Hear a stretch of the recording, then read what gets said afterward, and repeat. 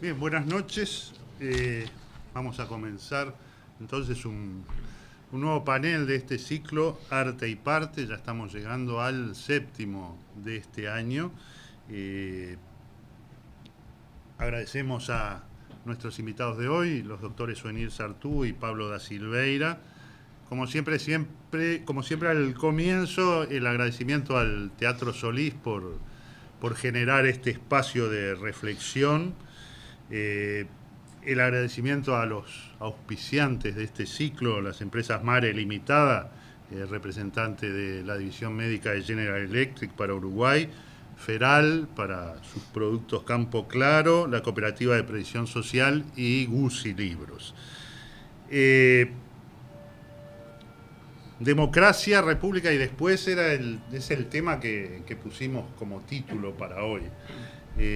Yo cuando estaba preparando esto pensaba cuánto hacía que nos conocíamos con Oenir y Pablo. No lo digas. No lo digo, pero voy a decir que hace más de 3 décadas, cosa de dejarlo ahí en las épocas aquellas fermentales del inicio del fin de la dictadura, cuando en la entonces y todavía Facultad de Humanidades y Ciencias, que estaba en la calle Tristán Narvaja, militábamos desde diferentes posiciones, pero con un fin común.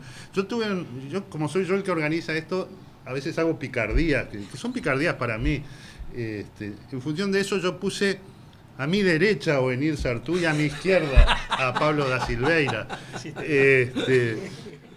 Para ustedes, Oenir está a mi izquierda y Pablo a mi derecha, así que bueno, todo relativo. Todo es relativo, dijera el filósofo.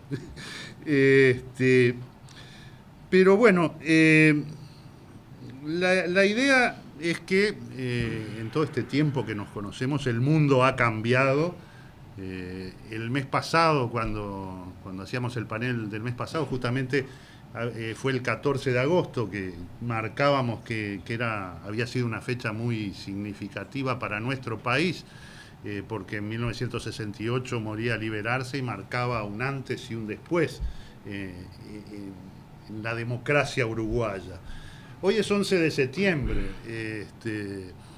En el 73 marcó un antes y un después en Chile también, ¿no? Con el golpe de Estado que derrocó a Allende.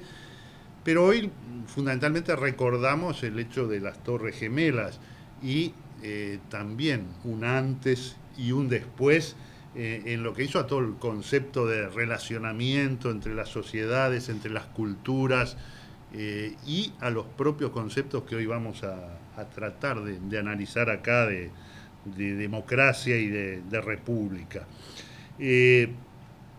Sin embargo, a pesar de todos esos cambios, nos seguimos apegando a los conceptos de democracia y de república.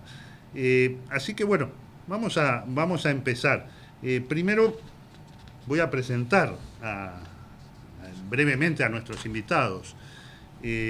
Oenir Sartú es doctor en Derecho y Ciencias Sociales, formado en la Universidad de la República, y además tiene estudios inconclusos de grado en Psicología y Filosofía y de maestría en Técnica Legislativa y Gobernanza Política por la Universidad de Pisa. Fue militante estudiantil antes de la dictadura y dirigente estudiantil durante el periodo de resistencia a la dictadura hasta la apertura democrática. Fundador de la ASEP, la Asociación Social y Cultural de Estudiantes de la Enseñanza Pública, actual ASEP-FEU. Fue miembro del directorio del Colegio de Abogados en el periodo 2008-2012, fue asesor del Ministerio de Educación y Cultura entre 2005 y 2010, ha ejercido el periodismo durante 40 años en medios escritos y radiales, es coautor de un libro de investigación periodística llamado Degeneraciones, autor de una novela publicada, Cuatreros, y de otras 2 inéditas. Actualmente ejerce la profesión de abogado, es columnista permanente del semanario Voces y partícipe habitual de las mesas del programa En Perspectiva. Pablo da Silveira es doctor en Filosofía por la Universidad de Lovaina, en Bélgica, institución en la que también se desempeñó como investigador. Actualmente es profesor de Filosofía Política y director del Programa de Gobierno de la Educación en la Universidad Católica del Uruguay. Hasta el año 2006 se desempeñó como vicerrector académico de esa institución. Entre 2008 y 2011 integró el Consejo Consultivo de Educación Terciaria Privada del Ministerio de Educación y Cultura en representación del Consejo de Rectores de Universidades Privadas. Desde el año 2008 es investigador categorizado del Sistema Nacional de Investigadores, ha sido profesor visitante en diversas universidades de América Latina y Europa, es miembro del Consejo de Redacción y árbitro de revistas académicas de circulación internacional. Es evaluador de la Agencia Nacional de Investigación e Innovación y ha actuado como evaluador en varias agencias equivalentes de América Latina. Es columnista del diario El País de Montevideo y durante la última campaña electoral fue jefe de programa del candidato Luis Lacalle Pou. Su producción bibliográfica incluye varias decenas de artículos en revistas especializadas de Europa, América del Sur y del Norte, así como varios libros editados en nuestro país y en el extranjero, que no los vamos a nombrar porque haríamos muy extensa esta introducción. Entonces, yo, a manera de dejar planteado algunas cosas, tomé un par de definiciones. La democracia, que en el latín, del latín tardío, democratia, y del griego, se puede definir a grandes rasgos como una forma de organización social que atribuye la titularidad del poder al conjunto de la ciudadanía. En sentido estricto, tal vez podamos decir que la democracia es una forma de organización del Estado en la cual las decisiones colectivas son adoptadas por el pueblo, entre comillas, mediante mecanismos de participación directa o indirecta a través de la legitimidad conferida a sus representantes, que a su vez le confieren legitimidad a ella. En sentido amplio, democracia es una forma de convivencia social en la que los miembros son libres e iguales y las relaciones sociales se establecen conforme a mecanismos contractuales. Sin entrar a profundizar, pero muy generalmente a partir de Platón y Aristóteles, definían tres formas básicas de gobierno: la monarquía, que era el gobierno de uno; la aristocracia, el gobierno de los mejores para Platón y de los menos para Aristóteles; y la democracia, que sería el gobierno de la multitud en la concepción de Platón y de los más para Aristóteles.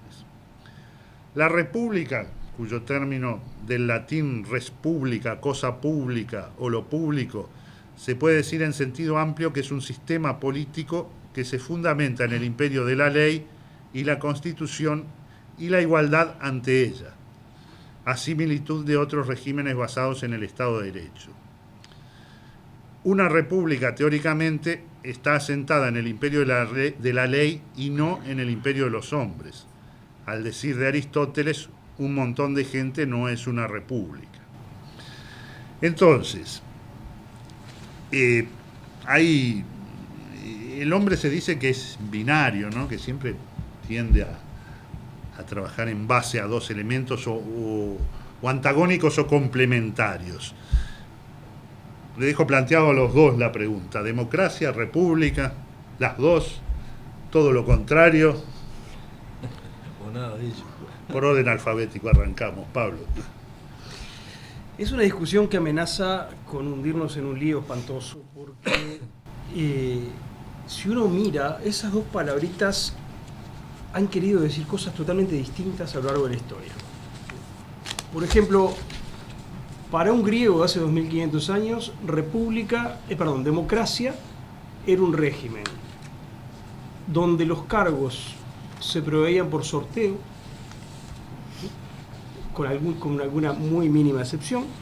Era un régimen donde solo votaban los hombres, y era un régimen que se ejercía directamente. No había partidos políticos, no había parlamento, no había aparato estatal, no había funcionarios públicos, ni siquiera existían las instituciones de gobierno y oposición. Había líderes que durante ciertos periodos conseguían que la gente lo siguiera, y después eso se terminaba y aparecía otro líder, y así funcionaba. Quiere decir que si un griego de hace 2500 años se levantara de su tumba y viera cómo funcionamos hoy, su conclusión inmediata sería: esto no es una democracia. Porque nosotros asociamos la palabra democracia a un régimen totalmente distinto, que no fue inventado por los griegos, sino fue inventado por los ingleses, básicamente en el siglo XVI, que incluye la idea de partidos políticos, la idea de parlamento, toda una serie de cosas. Y lo mismo pasa con república. Si ustedes miran cómo los líderes de la independencia latinoamericana usaban la palabra república, república era lo opuesto a monarquía. Encerraba la idea de soberanía popular. La soberanía reside en el pueblo y no es que se hereda por la sangre, ni baja de Dios, ni nada por el estilo. Pero si ustedes miran, por ejemplo, cómo usaban la palabra los padres fundadores de Estados Unidos, Jefferson, Madison, esa clase de cosas, era totalmente distinto. República no era lo opuesto de monarquía, sino curiosamente era lo opuesto de democracia. Y democracia para los padres fundadores de Estados Unidos significaba democracia directa, asambleística, en estado de movilización permanente de todos los ciudadanos, y república significaba lo que nosotros llamamos democracia representativa. Bueno, y así podemos seguir. De manera que es facilísimo perderse en esta discusión, facilísimo perderse y terminar confundidos con las palabras. Yo, si tuviera que decir cómo me parece que suenan nuestras cabezas y cómo en todo caso es útil ordenar el vocabulario, diría que nosotros asociamos la idea de democracia a la regla de la mayoría, a la idea de los ciudadanos manifestando sus opiniones, y la legitimidad proviene del apoyo mayoritario. Se consideran legítimas y por lo tanto aplicables aquellas decisiones que cuentan con el apoyo mayoritario. Ahora, el problema es que un régimen así definido es terriblemente peligroso. Es potencialmente dictatorial. Puede convertirse en una forma de gobierno absoluto. Nosotros asociamos que el gobierno absoluto tiene que ver con la monarquía absoluta, pero también puede haber un gobierno absoluto de la mayoría. Y no solo puede, pasó. Piensen ustedes, por ejemplo, en la ejecución de Sócrates. A Sócrates lo ejecutan en un momento de pleno funcionamiento de las instituciones en Atenas, como resultado de un proceso impecablemente aplicado. No hubo errores procesales, no hubo nada raro, y lo ejecutan por no creer en los dioses en los que creía la ciudad. La mayoría se consideró escandalizada porque, según ellos, Sócrates no creía en los dioses de la ciudad y por lo tanto decidió que había que matarlo. Porque una característica de la democracia a secas que practicaban los griegos es que no había límites a lo que la mayoría podía decidir. Por lo pronto no tenían la noción de derechos. Digamos, la ejecución de Sócrates solo es posible en un país donde no existe la libertad de creencias religiosas, donde no existen derechos que protegen al que está en minoría. En la antigua Grecia no había nada de eso. Mientras una decisión tuviera el apoyo de la mayoría, esa decisión era legítima y había que aplicarla. Podía hacer cualquier cosa. Nosotros no practicamos esa democracia, obviamente. Ni es una buena idea practicarla, ni es una buena idea darle un cheque en blanco a la mayoría, porque entre otras cosas la mayoría se equivoca todo el tiempo. Digamos. Nuestra opción por la democracia no se funda en la idea de que la mayoría no se equivoque. La función de la democracia no es producir decisiones correctas, es producir decisiones legítimas. Es producir decisiones que nos van a ahorrar baños de sangre a la hora de decidir qué se hace y cómo tenemos que cambiar. Lo que pasa es que nosotros hemos superpuesto a eso la idea de república.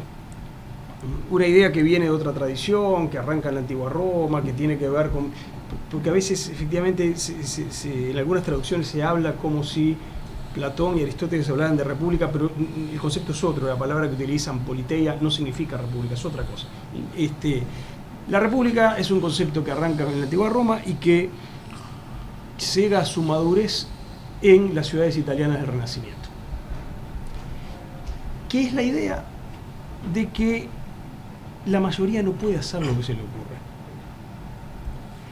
Porque hay procedimientos, hay leyes, hay garantías que deben ser respetados.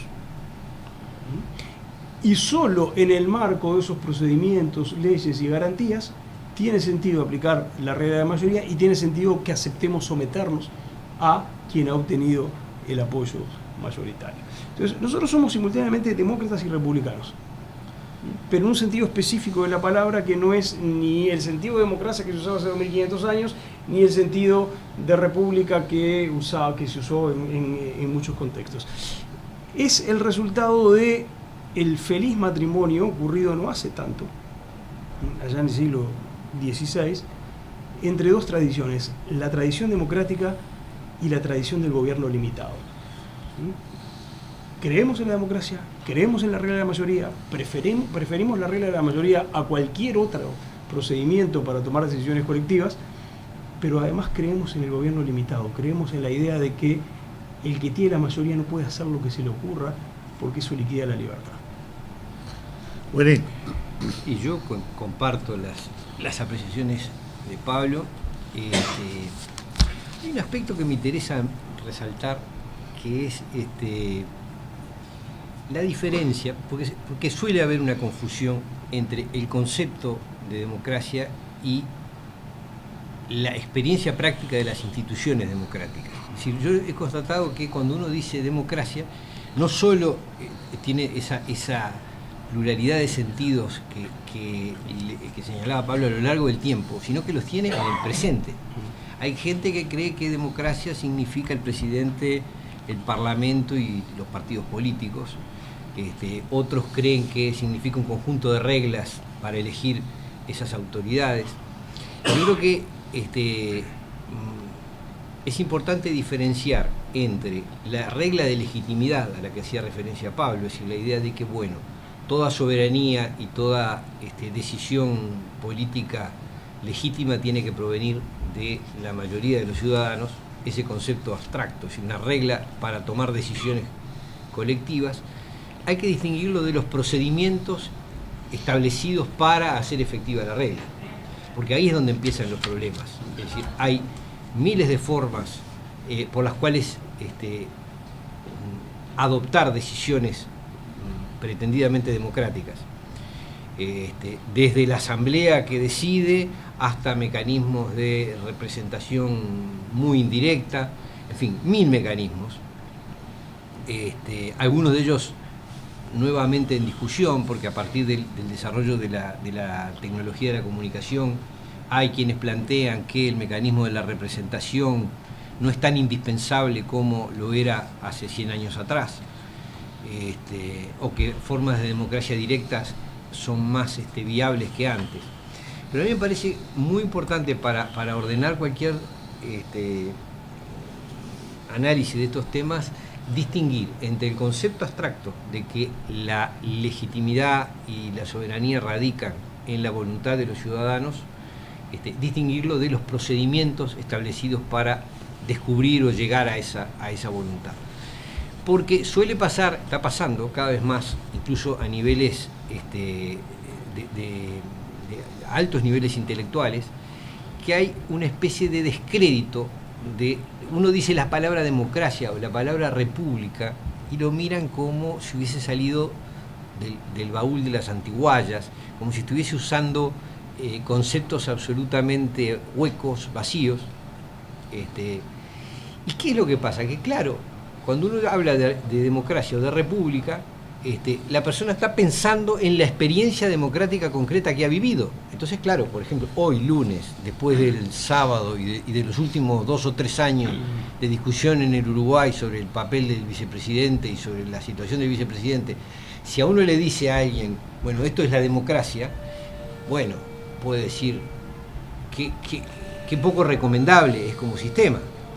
Si uno esto es aún más polémico, ¿no? Si uno mira los últimos 30 años, es decir, la democracia posterior a la dictadura, la postdictadura, ha sido bastante carente en el plano de decisiones o de resolución de problemas sociales que la reclaman. Yo lo veo en la gente joven, lo veo en mis hijos, lo veo en los amigos de mis hijos. Cuando uno le habla de democracia no les dice gran cosa, se imaginan una serie de formalidades absolutamente esclerosadas y que nada tienen para decirle, y sobre la que nada tienen para hacer tampoco, porque ese es el otro problema, ¿no? Los mecanismos de intervención o de actuación como ciudadanos no están nada claros, son fáciles de repente para gente como nosotros, que tenemos un montón de años y de medios para transmitir nuestra opinión, pero para el muchacho de 20 años que arranca a vivir, tiene pocas vías para hacer pesar su opinión o su voluntad. Es una experiencia real. Entonces yo sumo la sensación de que son formas un poco arcaicas, la falta de concreción que ha tenido esta experiencia, la falta de concreciones en esta experiencia concreta de vida democrática de los últimos 30 años, por no hablar de las pasadas, aunque en el pasado el Uruguay tuvo experiencias distintas, ¿no? Donde para bien o para mal el país se edificó o se modificó fuertemente mediante procedimientos democráticos. Pero en esta experiencia concreta en la que vivimos hay como una enorme tendencia a tirar el niño junto con el agua sucia de la bañera, ¿no? Es decir, bueno, como esto realmente no es muy satisfactorio, como no tengo cómo hacer pesar mi opinión, como no me gusta la forma en que se comportan los dirigentes políticos y los gobernantes, bueno, entonces la democracia es una porquería y no sirve para nada. Y de república no sé ni qué es. Esa es un poco la lectura de la que no podemos olvidarnos que buena parte de la población, no solo en el Uruguay, en todo el mundo, está haciendo. Esto me parece que da cuenta de problemas que tienen que ver con las formas de democracia que hemos adoptado, es decir, con las formas concretas, institucionales que hemos adoptado para manejarla. Lo malo es cuando se abandona la idea, el concepto abstracto de que la soberanía y la decisión tiene que contar con la voluntad de la mayoría de los habitantes de una república. Y esas dos ideas suelen decaer juntas. Claro, cuando uno pregunta, es muy difícil además hacer de abogado de la actual experiencia democrática. Es muy difícil. Por más que uno pueda rescatar cosas, pero cuando uno ve el estado de la educación, cuando uno ve las condiciones en que viven cantidad de chiquilines en el Uruguay, cuando uno se entera de algunas jugadas e implicancias económicas que hay en los niveles del gobierno, es difícil defender todo eso frente a una mirada en cierta medida inocente y de buena fe que dice esto es lo que me estás presentando como república y como democracia. Se hace difícil. Quiero dejar abierto más, después si se cuadra lo voy a desarrollar, es que me parece que hay dos cosas que están comprometiendo esta noción de democracia y de república, estas nociones de democracia y de república, son dos factores que no son estrictamente, más allá de esas dificultades internas que cada persona tiene en su experiencia democrática concreta, las actuales democracias y las actuales repúblicas están interferidas, me parece a mí primero que nada, por un factor muy fuerte que es lo que solemos llamar la globalización, es decir, hay un desplazamiento de los ejes de decisión hacia poderes económicos que están fuera del territorio, y esa especie de dependencia de los sistemas democráticos de poderes fácticos que están fuera, no están localizados en un territorio, se manifiesta de muchas maneras. En lo económico lo tenemos clarísimo, en lo político no tanto, pero también cuando uno ve, acá hemos tenido experiencias concretas, ¿no?, en que normas de derecho interno, la última y más reciente es el choque que hubo entre la norma sobre la marihuana, la que permite producir y vender marihuana, y normas extranjeras y normas que aplica el sistema bancario que les impiden manejar cuentas de quienes hacen negocios con marihuana.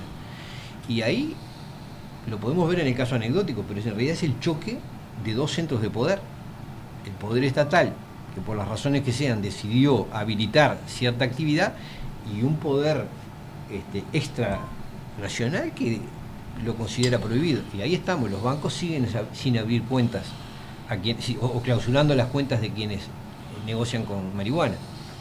Es un problema grave, porque es impensable la idea de soberanía y la idea de república y la idea de democracia si ciertas decisiones son tomadas de afuera y no se pueden modificar, si uno tiene que aceptarlas como datos de la realidad.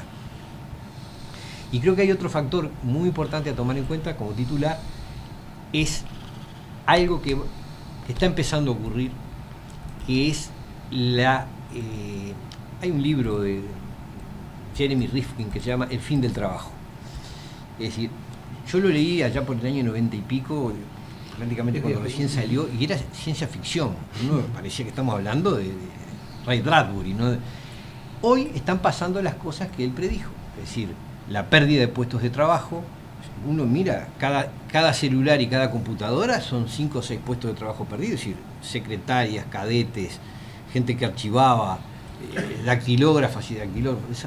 Simplemente la misma persona con el celular y con la computadora cumple funciones y no necesita a muchos puestos de trabajo que antes había. Y eso está pasando en el plano industrial, en todos los niveles. Me parece que las consecuencias de este fenómeno tecnológico, recién estamos en condiciones de empezar a ver qué efectos van a causar en la existencia, en las formas de vida democráticas. Y largo por acá porque me estoy extendiendo mucho. Después, si puedo, lo retomo.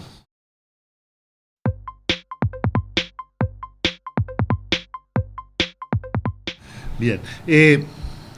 Ustedes hicieron unas exposiciones sustanciosas y extensas sobre el tema.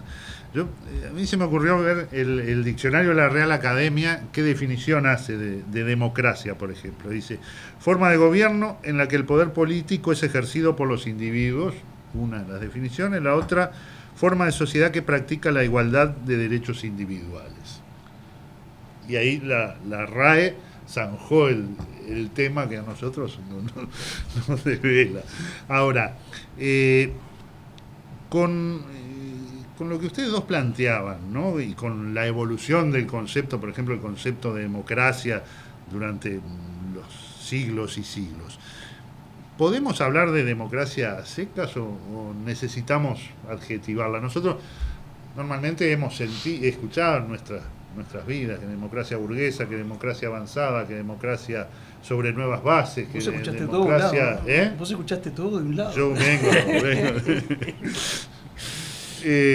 Pero es necesario, podemos hablar entonces de decir, bueno, somos todos demócratas y bárbaro, estamos todos de acuerdo, o más allá de las discrepancias que en una democracia se puedan dar, ¿no?, entre los diferentes individuos, el propio concepto de democracia es visto de diferente manera. Primero, déjame decir una cosa. Pusiste el dedo en una de mis obsesiones, que es la costumbre uruguaya reproducida en las aulas de recurrir al diccionario de la Real Academia para aclararnos las ideas.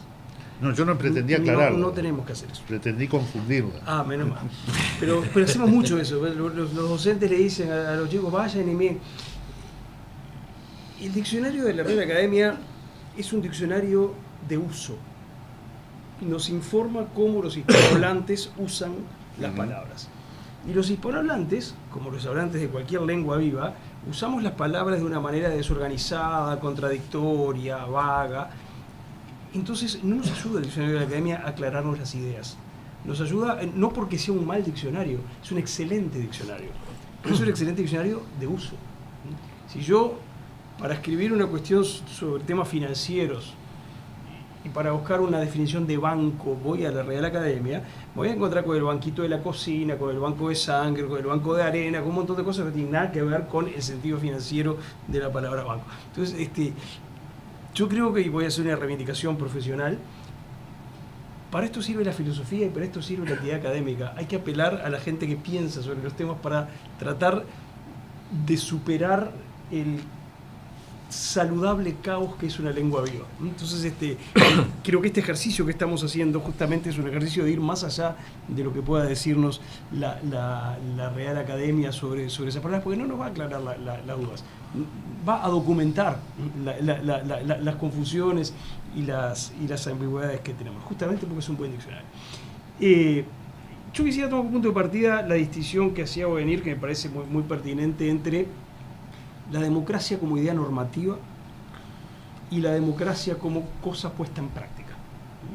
Creo que es importante, y creo que lo que él decía es verdad. Las imperfecciones de la democracia practicada muchas veces tienden a erosionar la adhesión a la democracia como idea normativa.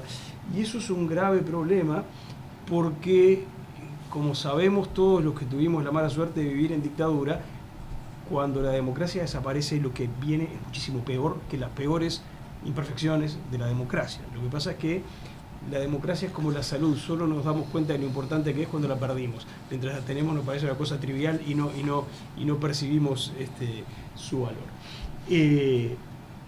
Creo que nosotros, diría, mirando un poco todos los que estamos acá, tenemos una responsabilidad histórica en este país, que es mantener viva la conciencia, la memoria de lo que pasa cuando la democracia desaparece.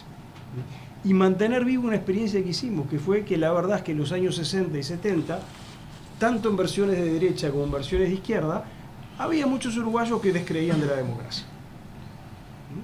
Y muchos de ellos hicieron luego el aprendizaje de decir, no era como pensaba. Bueno, nosotros tenemos la responsabilidad histórica en este país de evitar que ese ciclo de olvido y reaprendizaje se reproduzca. Ahora, lo que sí es verdad es que eso también incluye cuidar el funcionamiento de la democracia tal como existe. Pero ahí quisiera decir solo dos cosas que no sé si son matices respecto a lo que dijo Bonir o tal vez no. La primera es, como todas las cosas humanas, la práctica de la democracia real siempre va a ser imperfecta. Siempre vamos a tener que lidiar con imperfecciones, con contradicciones, con insuficiencias, con interferencias que nos impiden ejercer plenamente la soberanía. O sea, no existe una especie de punto cero donde todo está bien. Y yo comparto todos los desafíos que mencionaba Ovenir. Ahora, también digo, nunca hubo un tiempo histórico en el que no hubiera desafíos frecuentemente peores. Digamos, durante los siglos XVIII y XIX, el primer prestador de plata en el mundo, en una época en que no había Fondo Monetario, nada por el estilo, era el Imperio Británico. Y si tú no pagabas la deuda con el Imperio Británico, te invadía. El procedimiento estándar era invadirte, digamos. Problemas, cada época tiene sus problemas. Eso no significa que haya que trivializar los problemas, eso no significa que haya que negar los problemas. Lo que significa es que el desafío consiste en hacer funcionar las cosas en un contexto que siempre va a ser problemático. Y lo que siempre va a pasar también, y este es mi segundo punto, es siempre vamos a estar en desacuerdo acerca de cuáles son las mejores aplicaciones de la idea democrática. Por poner un ejemplo en el que vamos a estar en desacuerdo, ¿cuánta participación hace falta? ¿Cuánta participación de los ciudadanos de a pie hace falta para que una democracia sea saludable?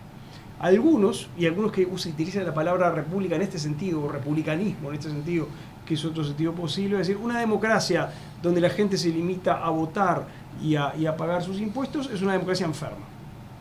Hace falta una ciudadanía movilizada que esté todo el tiempo participando, interviniendo en los procesos de decisión, militando, tomando posición. Y hay otros que van a decir, no, la decisión acerca de cuánto participo, entre 0 y 100, es parte de las decisiones libres que puede tomar un ciudadano, y una de las cosas que hace superior a la democracia es que te permite elegir ese punto. En la antigua democracia griega, si tú no ibas al ágora a participar, desaparecías del mapa, no existías. Bueno, una democracia electoral, al menos votando, contás en los cálculos de los políticos y cierta cuota mínima de influencia tenés. A partir de ahí será tu decisión cuánto vas a participar. Y podemos acá conseguir que Daniel nos invite a 8 sesiones de estas y tal, y no nos vamos a poner de acuerdo en cuál es la combinación entre participación y representación que es ideal para una democracia. ¿Por qué? Porque el estado normal en una democracia no es que estemos de acuerdo, es que estemos en desacuerdo. Y este es el último punto que quería mencionar. La democracia no es un régimen pensado para que funcione armoniosamente en una sociedad donde todos estamos de acuerdo. La democracia es el mejor régimen que podemos darnos una vez que asumimos que en un montón de puntos importantes no vamos a estar de acuerdo. Y ahí hay otro sentido de la palabra republicanismo que me importa, que es la idea que viene de la tradición republicana y que es enormemente importante, que no hay régimen político de este tipo que no funcione si no hay una cultura y un ethos que sea incorporado por los ciudadanos. Daniel contaba nuestros comunes orígenes hace mucho tiempo en la Facultad de Humanidades del fin de la dictadura. Una de las cosas que hace que estemos sentados acá es esta. Eran épocas en que hacíamos enormes asambleas, donde como en todas las asambleas pasaba, había tribus que chocaban entre sí. ¿Ah? Bueno, claramente Daniel era uno de los jefes de una de las tribus. Yo era un jefe de otra tribu y chocábamos violentamente en las asambleas. Siempre tuvimos una relación personal perfecta, ¿no? Respetuosa, cordial. En sentido figurado, el violento. Sí, en el sentido figurado, de violencia argumental, sí, vale la pena la aclaración. Pero había choques fuertes y se ganaba y se perdía y después buscaban la revancha, la siguiente asamblea, todas esas cosas que pasan. Bueno, una de las cosas que hizo que muchos años después, reencontrándonos y ya no en las mismas posiciones de aquella época y probablemente minimizando el valor de algunas cosas que nos habían enfrentado hace 30 años, es que compartimos una cosa y que es un punto esencial para que la democracia sea posible, y es que en una sociedad democrática no hay enemigos, hay adversarios. El enemigo es un concepto que viene de la guerra, y en la guerra al enemigo hay que destruirlo. Y si paro antes de destruir al último efectivo de mi enemigo es porque me conviene, no por otra razón. Un conflicto entre adversarios, en cambio, es un conflicto entre gente que sabe que va a seguir viviendo junta. Nadie se propone eliminar a nadie.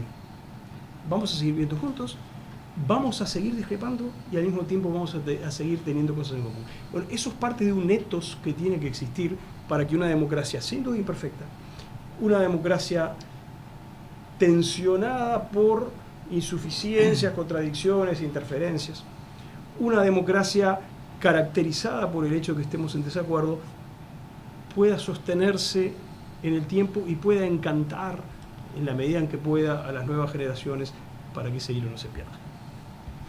Bueno, y cómo, vos sabés que me quedó picando lo que vos decías de lo que muchos planteabas, que la democracia es la experiencia que han vivido de ella, ¿no?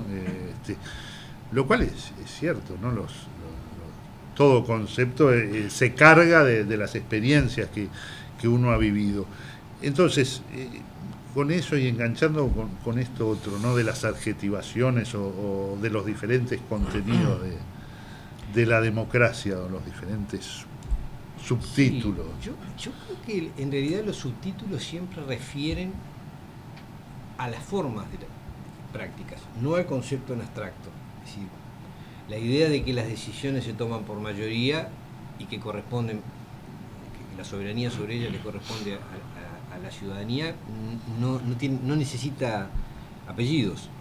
Creo que lo que sí necesita apellidos son las formas prácticas, ¿no? Entonces es democracia liberal, democracia parlamentaria, democracia representativa, pero esos son mecanismos, o democracia directa, son mecanismos, no califican al principio, ¿no? A mí me parece que hay solo una referencia a lo que decía Pablo. Yo creo que coincido en que es esencial para que la vida en sociedad sea posible que el objetivo no sea aniquilar al enemigo. Ahora, un poco en la tesis de un filósofo del derecho alemán, Carl Schmitt, la política sigue reglas que son las mismas de la guerra, ¿no? Es decir, la alianza amigos y enemigos, si bien se materializa de otras formas y tiene ciertos límites, tiene de alguna manera en sus tripas ese potencial de una guerra o de un intento de destrucción del que debería ser adversario y es visto como enemigo, ¿no? Esa es la experiencia real.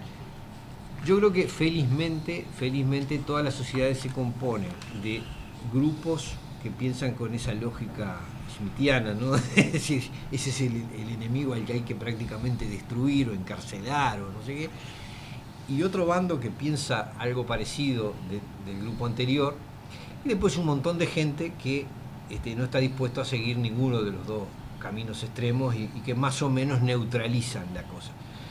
Cuando esos conflictos entre grupos alcanzan niveles de dividir a la población a grados extremos, generalmente la vida democrática se vuelve bastante difícil. Estoy planteando una duda.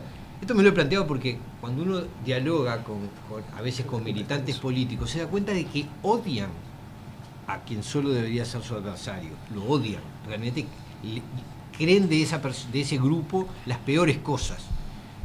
Y si habla con los otros, piensan exactamente lo mismo de su adversario. Es decir, realmente en los cogollos militantes de los distintos grupos se odian mutuamente. No llegan a ciertos extremos porque el resto de la sociedad de alguna manera lo frena.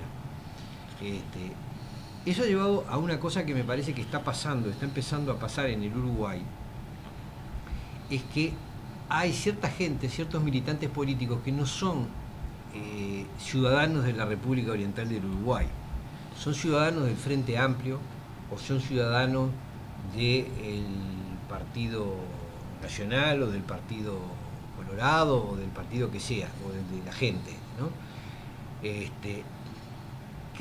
Eso es una cosa que yo he visto, he escuchado a legisladores diciendo, por ejemplo, que van a votar tal ley a pesar de que es inconstitucional, la van a votar por disciplina partidaria. Entonces uno dice, pero señor, sos elegido parlamentario a través de una constitución que establece ciertas cosas. ¿Cómo vas a decir que vas a votar una ley que sabés que es inconstitucional porque la disciplina partidaria te lo indica? Ese argumento que no resistiría la lógica de un sistema institucional es un argumento que en el Uruguay se da públicamente. Y que esos individuos que cuando, militantes de cualquier partido, cuando uno les dice, bueno, tal cosa está mal o no debió haber sido hecha, entonces te contestan, no, pero los contrarios fueron peores o son peores. Es decir, ¿qué me decían a mí de lo que pasó en el banco tal si ahora tienen lo que pasa en ANCAP? Y viceversa, ¿qué me hablan de ANCAP si cuando el banco comercial, bla, bla, bla? Todas las polémicas de ese tipo. A mí me preocupa porque, y no veo que haya una solución clara a esto, ¿no? Nuestro sistema institucional tiene problemas graves, que para mí son, esto sí, realmente en serio. Son la dependencia, que es cierto que siempre existió, pero no en las formas en que se manifiesta hoy. El grado de naturalización, porque inclusive el grado de naturalización de esa dependencia, porque ya no se habla exclusivamente de que sea los intereses del país tal. Hoy se habla de que la comunidad internacional hace tal cosa, o esto en el mundo se hace así. Y ese es el argumento sublime. Si alguien me dice que en el mundo esto se hace así, o que los protocolos de buenas prácticas indican esto y lo otro, entonces uno le pregunta, ¿y quién aprobó los protocolos de buenas prácticas? Bueno, son un comité que la ONU... ¿y quién eligió a la ONU? A los delegados de la ONU. Bueno, son de los países. ¿Y cómo funcionan? ¿Qué países tienen poder de veto dentro de las Naciones Unidas? Bueno, si lo sabe, bueno, son 5 países. Son Inglaterra, Estados Unidos, Rusia, Francia y China. Es decir, el orden internacional está constituido sobre bloques de poder que básicamente son los cuadros como quedaron armados al terminar la Segunda Guerra Mundial, más alguno que ascendió en el último campeonato, y esa es la estructura del poder del mundo. Pero increíblemente en nuestro sistema político estamos asumiendo esa realidad de hecho, esos poderes de hecho los estamos asumiendo como legítimos. Y no los estamos asumiendo como legítimos por alguna clase de procedimiento legitimado, sino que los estamos asumiendo por su sola existencia. Los legitimamos por su propio peso, ¿no? Entonces, hoy es muy difícil, yo constato todos los días que uno analiza los hechos, la situación política del país, y dice, bueno, este tema deberíamos hacer tal cosa, o esto que se está haciendo es muy inconveniente. Entonces, la gente bien intencionada te dice, sí, bueno, pero contra eso no podés, contra los bancos no podés, contra las Naciones Unidas no podés, contra el Estados Unidos no podés, si esto se promueve de acá o de allá, esto no es modificable. Entonces, yo entendería muy bien que un presidente uruguayo se parara y dijera, o pidiera a la cadena de televisión y dijera, miren señores, tenemos este problema. La OCDE nos exige tal cosa. Para nosotros esto es inconveniente. La OCDE el democrático no tiene nada, es un club de países ricos que sin embargo dicta las reglas de la economía y de lo tributario en todo el mundo. A nosotros nos dijo qué secreto bancario teníamos que eliminar, qué pactos, qué acuerdos de intercambio de información teníamos que hacer con quién, y los estamos haciendo. Esos deberes los estamos cumpliendo. Entonces si uno dice, bueno, pero esto no debería ser. Yo entendería perfectamente que un presidente se parara frente a las cámaras y dijera, bueno, miren señores, esto es así, estamos recibiendo estas presiones o estas indicaciones, nosotros estamos interesados en preservar ciertos márgenes de libertad y en aplicar ciertas políticas, pero hasta acá podemos llegar y esto lo vamos a tener que aceptar por una cuestión de hecho. Puede resultar muy feo, pero una cosa es que yo plantee, bueno, miren, viene un ciclón, así se llame OCDE, el ciclón OCDE viene y nos arrasa si no hacemos tal cosa.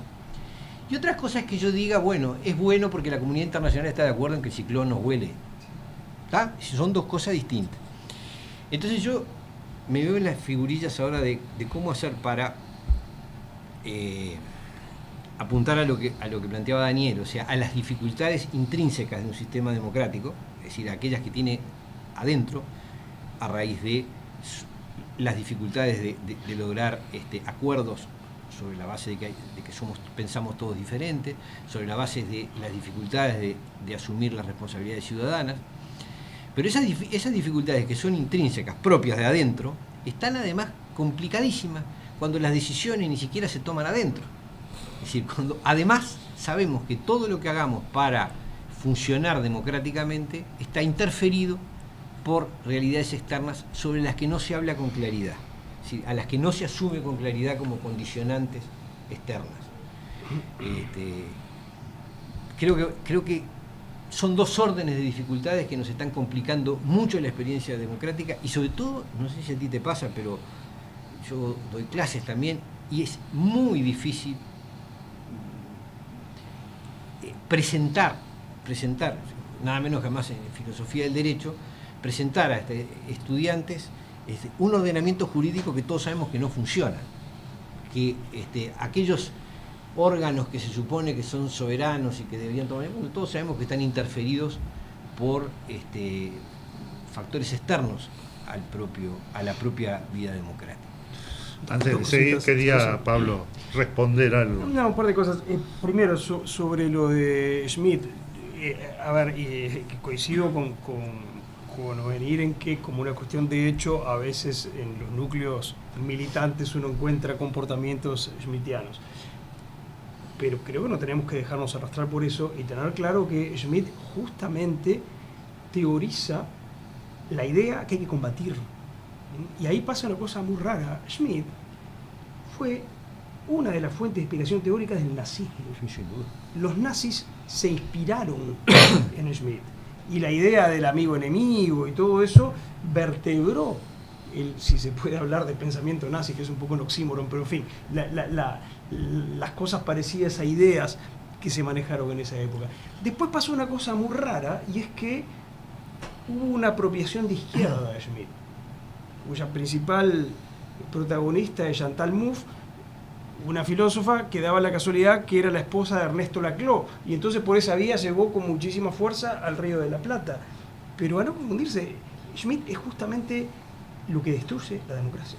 O sea, aplicar, adoptar la lógica del amigo-enemigo, que Schmitt entiende como la única manera posible de encarar la vida política, es lo que liquida la base de la democracia. Si uno quiere una democracia saludable, tiene que sostener la idea de que hay maneras de concebir el enfrentamiento político y los procesos de decisión políticas que no son los que describen y los que propone Schmitt, que es una manera extrema y extremadamente, jugada por sus frutos, extremadamente peligrosa de concebir el juego político. Respecto a lo segundo que dice Ovenir, yo coincido en que tenemos un problema ahí, y que en un mundo cada vez más globalizado, el tema de las reglas de juego globales y que vienen de afuera constriñen la esfera de soberanía de los países y hacen muy difícil tomar decisiones. Pero también creo que en el Uruguay de hoy hemos agravado especialmente ese problema, porque el modo en el que se ha entrado en contacto con él es aceptar o no lo que viene del orden global según convenga o no a mis intereses políticos de corto plazo. ¿Ya? Entonces, si la cosa viene a nivel internacional, no sé, que las violaciones a los derechos humanos no prescriben, y como eso coincide con mi agenda política, entonces digo, hay que aceptar totalmente lo que nos viene de afuera, incluso ideas que a mí me parecen extremadamente peligrosas, como que cualquier acuerdo internacional que uno suscriba automáticamente se internaliza al orden jurídico local, sin discusión y sin decisión del Parlamento local, que me parece gravísimo. Ahora, cuando te avisan que la OIT dice, no, mira, eso de que la ocupación como extensión del derecho de huelga va contra lo que nosotros decimos, y miren que además para hacer una huelga habría que hacer votación secreta de los trabajadores, no, lo que dice la OIT ya no nos sirve y la normativa internacional no. Y después, cuando las recomendaciones de la OCDE nos sirven para tomar algunas medidas que, entre otras cosas, van a favorecer la recaudación fiscal a corto plazo, entonces las sumamos. Ahora, después, cuando no descubrimos que chocaba con el asunto de la marihuana, nos pasamos 2 años ignorando que ese conflicto estaba, y un día hasta allá nos tiramos al piso y decimos que horrible. Bueno, yo creo que esa manera cortoplacista, puramente táctica, de vincularse con ese fenómeno de globalización normativa y globalización de prácticas que efectivamente existe, es muy mala para nuestros intereses como país. En todo caso, lo que tenemos que hacer es dar la discusión en los términos que hizo venir. Es decir, acá hay un problema, vamos a mirarlo en su globalidad, vamos a ver cuál es la posición que como país nos conviene mantener sobre esto, y después veremos qué conclusiones podemos sacar en el caso a caso. Pero si hacemos al revés, si reaccionamos en el caso a caso en función de nuestros intereses políticos de corto plazo, nosotros nos estamos metiendo en una maraña que realmente es muy complicada. Entonces, me parece que al problema complicado que efectivamente hizo venir, hay que agregar una manera muy rara en la que nosotros estamos reaccionando a esto.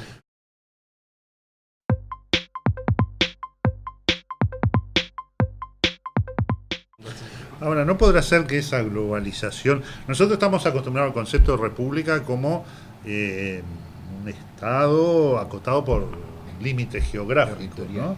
Territorial.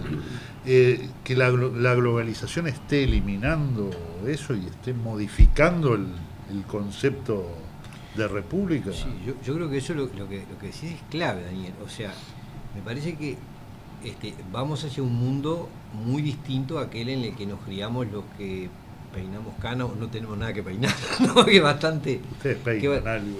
Yo no peino. Cada vez menos. Pero... Tu ruta es nuestra ruta. Me parece que vamos a un mundo distinto. Un lado porque me parece que realmente el modelo de desarrollo económico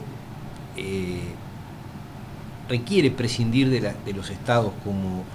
En todo caso, los estados como gerentes locales, ¿no? Es decir, capaces de administrar las cosas, pero no como órganos soberanos de decisión, porque en la medida que obstaculizan ciertos procesos económicos, me parece que es clarísimo.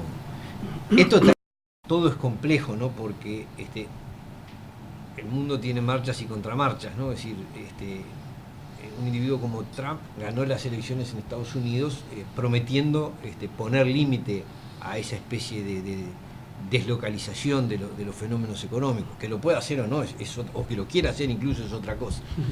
pero no es que no haya reacciones de todo tipo frente a los fenómenos, pero uno ve que la línea general va hacia que los estados están siendo desbordados por realidades económicas y por realidades jurídicas, ¿no? Es decir, esto que decías vos, Pablo, es clarísimo.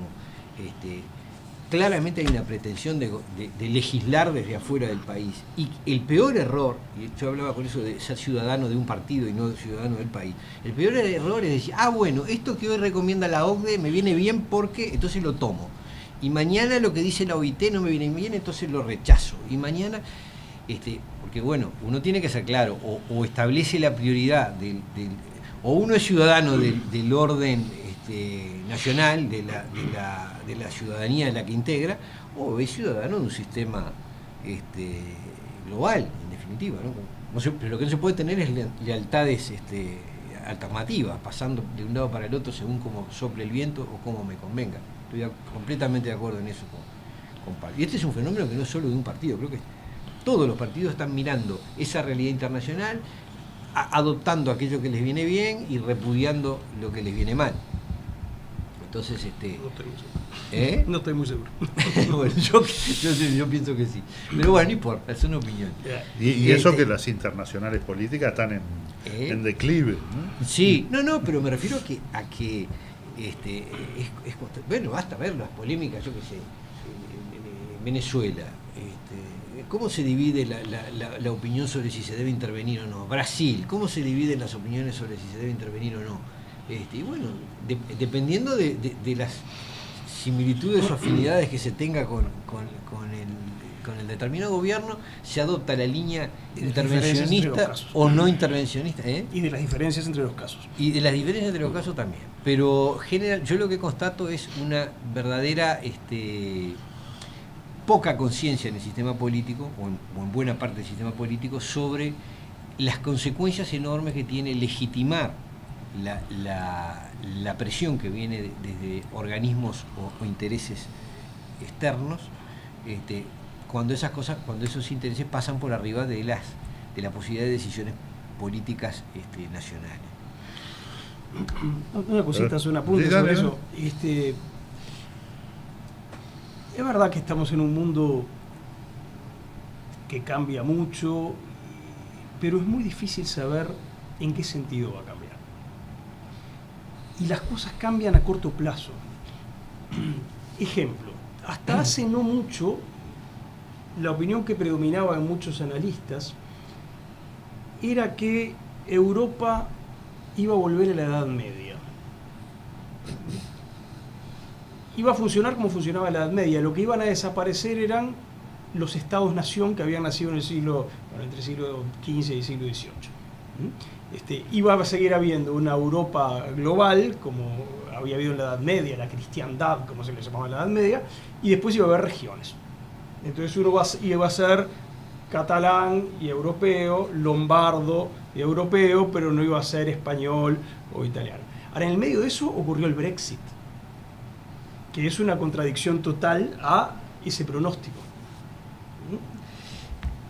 Exactamente en qué vamos a estar dentro de 50, 100 años, es difícil saber. Y lo que es más desafiante es, no podemos esperar a saberlo para tomar decisiones hoy.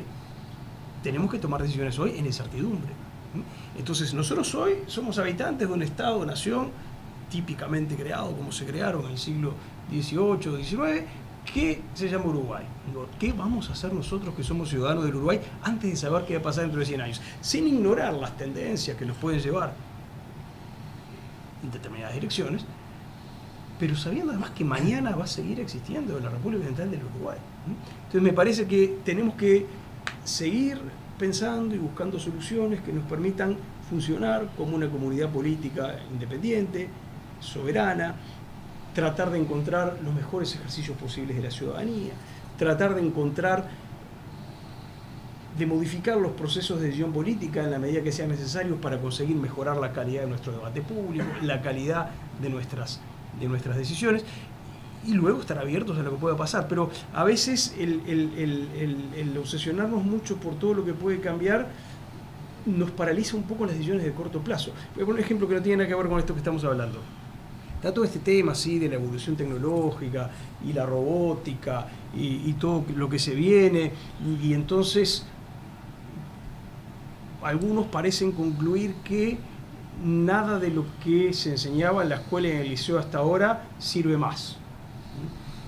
Y tampoco está muy claro qué es exactamente lo que habría que enseñar. Bueno, no es tan así. Yo no sé qué competencias van a necesitar los uruguayos que hoy están naciendo, pero sí estoy seguro de que si no son capaces de leer un texto de alguna complejidad y comprenderlo, y no son capaces de resolver una regla de 3, no van a poder hacer nada de lo que además tengan que ser capaces de hacer. Y hoy estamos fracasando en eso. Hoy la mitad de los chicos de 15 años en Uruguay no son capaces de entender un texto que tenga una mínima complejidad, no son capaces de redactar un texto de una mediana longitud que otro pueda entender, y fracasan ante un ejercicio matemático que se resuelve mediante una regla de 3. Entonces, vamos a empezar por resolver eso mientras discutimos qué más hay que hacer. Entonces, creo que ahí hay una cosa que es muy típica de la política de siempre, que es la tensión entre las decisiones de corto plazo y las miradas de mediano y largo plazo. Las dos cosas son importantes. Tenemos que encontrar una manera de cómo hacerlas jugar. En esa tensión, déjame volver un poco atrás, o volver al principio, y estamos ya medio cortos de tiempo. Tú decías cuando comenzabas que la función de la democracia es producir decisiones legítimas y no correctas. Además, ¿no? Hace falta que sean correctas, pero no lo Ahí garantiza va. la democracia. A eso quiero apuntar. Oenir hablaba de los ciudadanos del partido, ¿no? Y no de la república.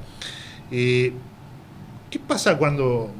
También hay ciudadanos del mundo, ¿no? También los hay del mundo, sí. Pero, ¿qué pasa, por ejemplo, cuando se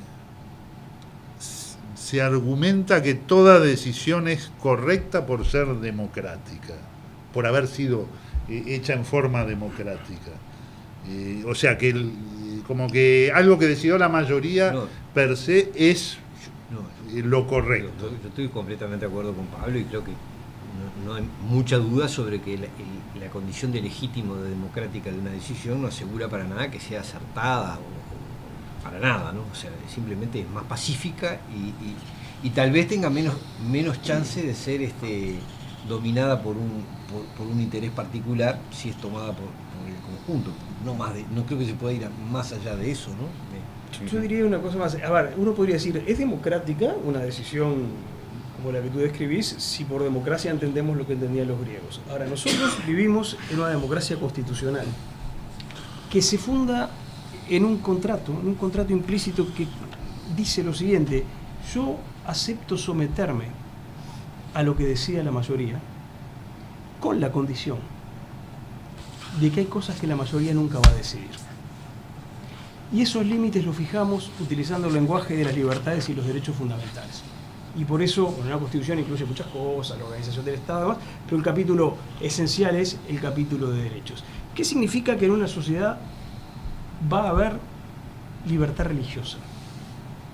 Significa que si mañana el 80% de los uruguayos votan que yo tengo que hacerme budista, esa decisión no va a tener ningún alcance sobre mí y va a salir a la Suprema Corte de Justicia, espero, a decir eso es inconstitucional. ¿Por qué? Porque la mayoría se está metiendo en un tema en el que la mayoría no tiene que meterse. La mayoría no tiene nada que decir de si vamos a creer en algún Dios o no, qué estado civil vamos a tener, con quién nos vamos a casar o juntar o lo que sea, a qué profesión nos vamos a dedicar, dónde vamos a vivir, de qué cuadro de fútbol vamos a hacer y un montón de cosas. La democracia constitucional se basa en ese contrato. Yo me someto a la regla de la mayoría bajo la condición de que hay un conjunto de decisiones que nunca va a tomar. Y ese conjunto de decisiones son las que necesito poder tomar yo para estar yo al timón de mi vida. Porque si esas decisiones no las tomo yo y las toma una mayoría, va a ser la mayoría la que va a gobernar mi vida personal en lugar de gobernarla yo. Entonces, ¿es democrático decisiones de ese tipo? En el sentido griego sí. En el sentido de una democracia constitucional no es legítima porque rompe el contrato. Entonces, puede pasar que si una mayoría se vuelve prepotente, yo por supervivencia agache la cabeza y no haga mucho ruido, pero yo quedo moralmente relevado del deber de obedecer a la decisión mayoritaria, de aceptar como legítima la decisión mayoritaria, cuando la decisión mayoritaria pasa ese límite que queda establecido en el contrato. Entonces, en este segundo sentido de democracia constitucional, yo diría no es una decisión legítima. Sí, yo creo que el concepto de contrato es siempre discutible, digo, ¿no? La visión contractualista de la sociedad es una ficción. Es siempre una ficción. Creo sí que estamos integramos una cultura donde el poder político adopta ciertos límites. Felizmente es así, esa es nuestra tradición. El gran problema es que esos límites son impuestos por la misma vía por la que se toman las decisiones. Es decir, los mismos que toman las decisiones sobre lo que se legisla son los mismos que establecen los límites sobre lo que no se debe legislar. Es decir, el cuerpo electoral en última instancia es el que determina sobre qué cosas no va a pronunciarse. Es decir, el matrimonio, la religión, la libertad ambulatoria, en fin, lo que se quiera, la libertad de expresión, pero es el propio, es decir, nada impediría que mañana un plebiscito modificara la Constitución y dijera que en el Uruguay está prohibido manifestar credos religiosos o desplazarse sin autorización del gobierno. Es decir, esas cosas en el sistema podrían pasar. Creo que ahí estamos más librados a una tradición cultural que al mecanismo de un documento como la Constitución, que puede ser cambiado. Es decir, creo que ahí está la dificultad de la cosa. Ahora, yo quería tocar un punto que me parece clave en esto, y es que yo creo que muchísima gente está sintiendo que las nociones de democracia y de república suenan a hueco. Por las razones que he venido tratando de tirar, yo tengo la sensación de que no son ideas que hoy convoquen y sean operativas. Muchísima gente está dispuesta a perder la democracia y a perder la noción de republicanismo si le aseguran ciertos beneficios, cierto bienestar, cierto nivel de consumo. Es una realidad dura, pero lamentablemente hay una tendencia en ese sentido. Creo que esa tendencia no es totalmente espontánea, que es alentada por esos mismos poderes que hoy están pesando a nivel global. Y frente a esto se plantea un problema que creo que hoy lo tiene planteado todo el que esté en una línea de pensamiento crítico sobre lo social. Y es, ¿qué validez o qué futuro tienen las nociones de república, Estado y democracia en los conflictos políticos del futuro? Hay un libro escrito por dos autores, ¿no? Uno de ellos es norteamericano y el otro es Tony Negri y Michael Hart. Se llamó Imperio.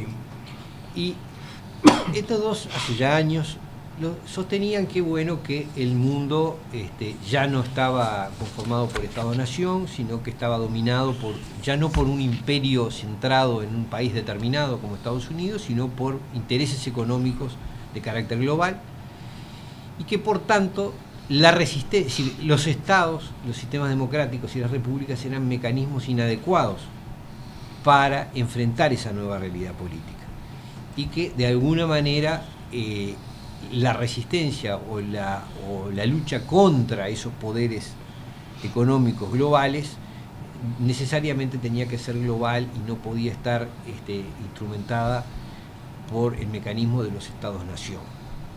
Digo esto porque esta idea de distintas formas está planteada, está en el discurso de muchos grupos políticos, en el pensamiento de mucha gente, explícita o implícitamente, ¿no? Es decir,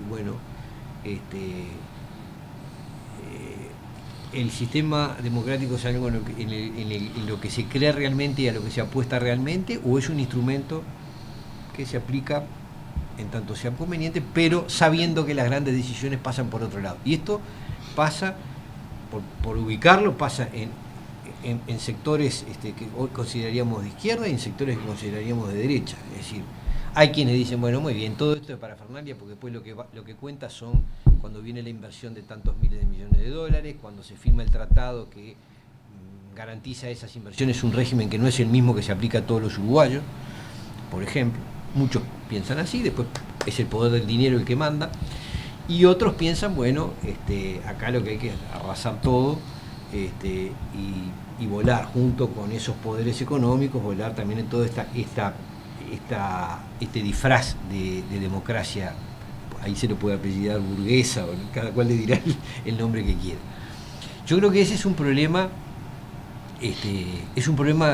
conceptual que tenemos planteado los que de alguna manera no estamos dispuestos o no nos convence el tipo de mundo que se avisora, ese mundo globalizado, dirigido por intereses económicos, que en definitiva pasa por arriba de las formas democráticas y republicanas, y que bueno, habrá que analizar, habrá que ver si el Estado, la República y la democracia siguen siendo un instrumento de resistencia ante esos poderes, o simplemente es parte de lo que hay que pasar por arriba en una lucha que se transforma en una lucha de pueblos contra intereses económicos.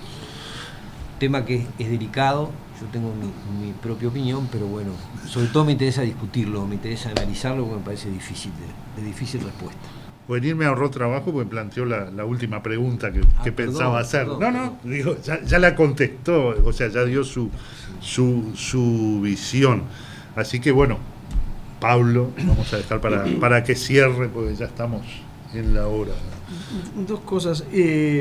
Sobre la relación entre Constitución y mayoría, sí, Ovenir tiene razón en que como una cuestión de hecho, una mayoría puede liquidar algunos derechos o condiciones institucionales que permiten ejercer esos derechos. De hecho pasa. Por ejemplo, la Constitución que se aprobó en Venezuela en vida de Chávez liquidó la independencia del Poder Judicial. El Ejecutivo pasó a nombrar a los miembros de la Corte del Tribunal Supremo de Justicia, como se llama en Venezuela. Ahora, otra cosa es las condiciones de legitimidad de esa clase de decisiones. Si ustedes miran la Constitución alemana, tiene una cosa muy curiosa, nos están echando, me parece. Tiene una cosa muy curiosa, que es que está el capítulo de derechos que enumeran los derechos, y cuando termina hay una fórmula que dice algo así como: estos derechos que se acaban de anunciar no pueden ser eliminados por ninguna mayoría. Obviamente los alemanes se acuerdan de la experiencia de la época de Hitler, donde fue justamente lo que pasó. Las leyes antijudías, esa clase de cosas, lo que hicieron fue, con mayoría parlamentaria, le pasaron por arriba derechos. ¿Quiere decir que los alemanes no se dieron cuenta de que, como una cuestión de hecho, puede venir otra mayoría mañana y eliminarlos? No. Quiere decir que si mañana viene otra mayoría y los elimina, los ciudadanos que no estamos de acuerdo con esa posición, tenemos derecho a sentirnos respecto de esa mayoría como nos podemos sentir frente a un militar que dio un golpe de Estado. Se terminó la legitimidad. Ahí lo que hay es fuerza. Ahí hay una mayoría que se volvió dictatorial y que está ignorando y atropellando nuestros derechos, como lo puede hacer una dictadura militar cualquiera. Por eso, a veces en la teoría constitucional, a esas normas que definen derechos se les llaman las cláusulas pétreas, las cláusulas de piedra. Bueno, esto es una cosa que no se puede modificar por ninguna mayoría, no en el sentido fáctico en el que efectivamente se puede, sino en el sentido en que la mayoría que modifica estas normas rompe las razones elimina las razones por las cuales yo estoy dispuesto a someterme a una mayoría. A partir de ahí lo es otra cosa. Se acabó este partido que llamamos democracia, república o democracia constitucional. Y creo que es un punto importante conceptualizarlo para poder entender y procesar situaciones políticas que ocurren. Respecto del enfoque final, la verdad es que precisaríamos otra hora, pero para decirlo de una manera muy primitiva, yo tengo una visión más optimista que la de Ovenir. No veo tan fuerte la desafección. Puedo estar influido, no lo tomen como una propaganda, pero es un hecho notorio, que pertenezco a un partido en cuyas elecciones internas acaban de votar voluntariamente más de 70.000 jóvenes. en elecciones totalmente voluntarias, a cambio de nada, de simplemente integrar órganos de deliberación y de decisión en un país de 3 millones de habitantes. Yo veo cosas así y digo qué suerte, y digo además ojalá le pasara a los otros partidos.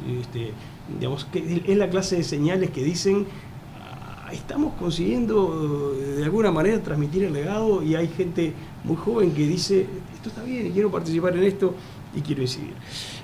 Los desafíos que menciona Onir existen, por supuesto que existen, y son preocupantes, y podemos manejarlos peor o podemos manejarlos mejor, como comentábamos hace un rato.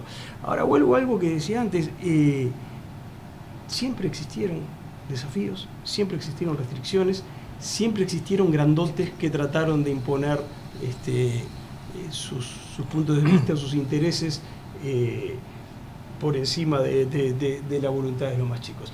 Y los uruguayos tenemos una inmensa experiencia en eso desde el día que nacimos como país. Somos expertos en lidiar con grandotes, de cerca y de lejos.